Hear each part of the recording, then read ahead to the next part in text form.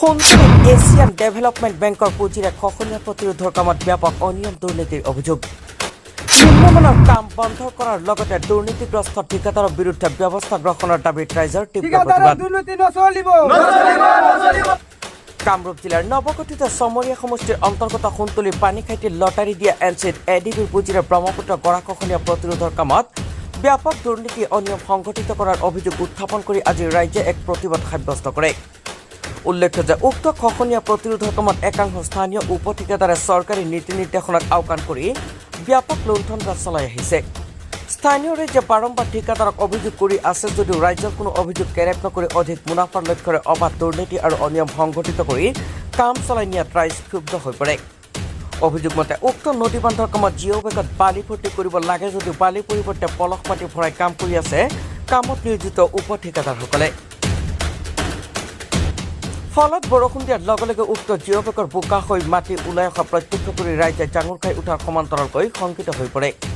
অকল সেয়াই নহয়, এখনকৈ জিঅ' বেগত 126 কেজিকৈ বালি ভৰ্তি কৰাব লাগে যদিও ঠিকাদাৰৰূপে দুৰ্নীতিগ্ৰস্ত তথা ৰাজহুৱা ধন উদৰস্ত কৰাৰ মানসিকতাৰে জিঅ' বেগৰ ভিতৰত 50ৰ পৰা 80 কেজি পলস মাটি ভৰাই কাম চলাই আছে।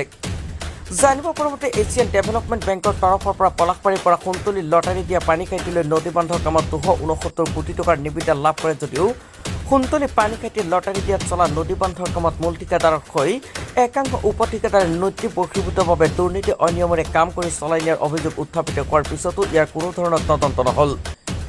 বিশেষকৈ সোণতলী পানীখাইটি লটাৰী দিয়া এনচি অঞ্চলৰ খহনীয়া প্ৰতিৰোধৰ কামত হাফিজুদ্দিনৰ লগতে একাধিক উপ ঠিকাদাৰে দুৰ্নীতি অনিয়ম সংঘটিত কৰাৰ অভিযোগ উত্থাপন কৰে স্থানীয় নৈপৰীয়া ৰাইজে। এনেদৰে সংঘটিত কৰা দুৰ্নীতি সন্দৰ্ভত বিভাগীয় অভিযন্তা শ্বেখ আলাউদ্দিনক একাধিকবাৰ জ্ঞাত কৰিছে যদিও কোনো ধৰণৰ গুৰুত্ব নিদিয়াত অভিযন্তা আলাউদ্দিনৰ ছত্ৰছায়াত দুৰ্নীতি সংঘটিত কৰাৰ দাবী কৰে ৰাইজে।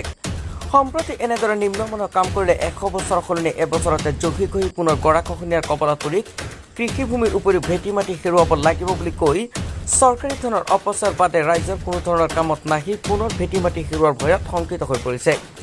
স্থানীয় নৈপৰীয়া একাংশ ৰাইজে আজি হাফিজুদ্দিনসহ উপ ঠিকাদাৰসকলৰ এনে দুৰ্নীতি অনিয়মৰ বিৰুদ্ধে এক প্ৰতিবাদী কাৰ্যসূচী ৰূপায়ণ কৰি নিৰ্মীয়মান নদী বান্ধৰ কাম বন্ধ ৰখাৰ দাবী কৰাৰ লগতে অসম চৰকাৰ তথা জলসম্পদ বিভাগৰ ঊৰ্ধ্বতম কৰ্তৃপক্ষক দুৰ্নীতিগ্ৰস্ত ঠিকাদাৰৰ বিৰুদ্ধে ব্যৱস্থা গ্ৰহণৰ দাবী জনাইছে। আমাৰ অভিযোগ এইটোৱে, বালিৰ সলনি বোকা মাটি ভৰাইছিল। এই মাটিটো বৰষুণ পৰিলে ধুই যায়, এই মাটিটো নাথাকে বস্তাত। সেইকাৰণে আমি ডিপাৰ্টমেণ্টক মানুহক বিশেষভাৱে অনুৰোধ জনাই কৈছোঁ যে আহি আপোনালোকে ভালকৈ তদন্ত কৰক। কামখিনি তদন্ত কৰি ভালকৈ চাই এই বোকা মাটিৰ সলনি বালি মাটি ভৰাই কামখিনি ভালদৰে যাতে কৰে। আমাৰ এইটোৱে আমি ডিপাৰ্টমেণ্টৰ মানুহক বিশেষভাৱে অনুৰোধভাৱে জনাইছোঁ। মানে ইয়াতে কাম কৰিব লাগে বালা মাটি দি, মানে ঠিকাদাৰবিলাকে কৰি আছে মানে খেতি মাটি দি, ৰাস্তাৰ মাটি দি খান্দি পেলাই খেতি মাটি দি মানে কামটো কৰি আছে।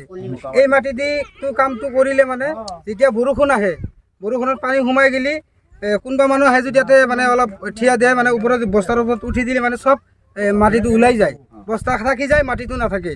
আৰু হবি ঠিকাদাৰ মানে কাম কৰাই আছে, সিহঁতক যদি আমি মানা কৰোঁ, মানা কৰাৰ পিছতে ইয়াতে মানে এই হেৰি তাৰ নামটো কি আছিলে, আলাউদ্দিন, ইহঁতে কয় এনেকুৱা কামটো সেনেকুৱাই হ'ব। আমি ৰাইজৰ পৰা মানে বহুত মানে কৈছোঁ মানে এই কামটো কৰিব নালাগে, এনেকুৱা মানে বালা মাটি দি কৰক যাতে কামখিনি ভাল হয়।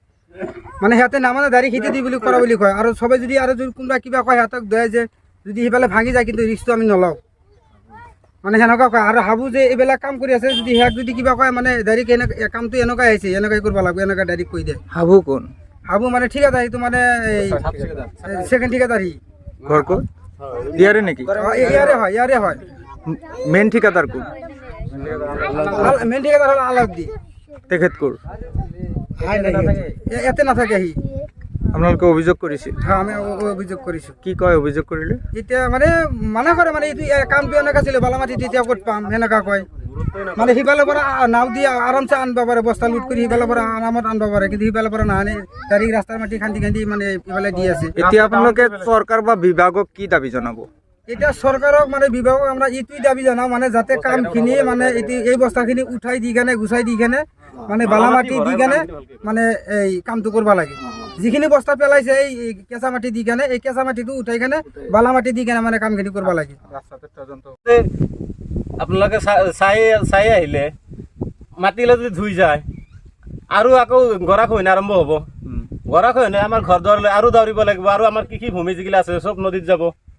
আমি যদি সেই আমাৰ ভীতি মাটি ৰক্ষাৰ কাৰণে নদীৰ কামটো কৰিলে চৰকাৰে, আকৌ যদি সেই আমাৰ ভীতি মাটি যদি ৰক্ষা নহয়, চৰকাৰে আমাক কি কৰিলে, কি হেৰি হ'ল নহ'লে? তাৰমানে চৰকাৰী টকাৰ অপব্যয় হ'ব। চৰকাৰে টকাখিনি এইসকল ঠিকাদাৰৰ বিৰুদ্ধে কি দাবী জনাব? এইবিলাক ঠিকাদাৰৰ বিৰুদ্ধে অলপ একশ্যন ল'ব লাগে। সিহঁতে ডিপাৰ্টমেণ্টৰ মানুহ আহি ভালকৈ তদন্ত কৰিব লাগে, আৰু এই যিবিলাক বাচ্চা ঠিকাদাৰ আছে সিহঁতৰ ওপৰত অলপ একশ্যন ল'ব লাগে। সোণতলীৰ পৰা আবুল হাছেমৰ ৰিপৰ্ট, আছাম লোকেল নিউজ।